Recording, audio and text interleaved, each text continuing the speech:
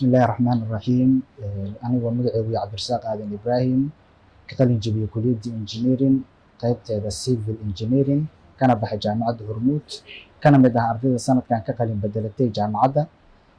marka hore waxaan rabaa inaan halkan uga mahadceliyo Allah subhanahu wa ta'ala soo gaarsiiyay heerkan marka xigta waxaan rabaa inaan aad iyo aad uga mahadceliyo waalidiinteeda soo gaarsiiyay heerkan ayagana waan rajeynaa inaan halkan ka sii wado dadaalkayga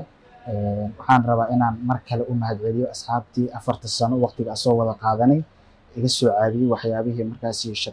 ishkaalka iga jiray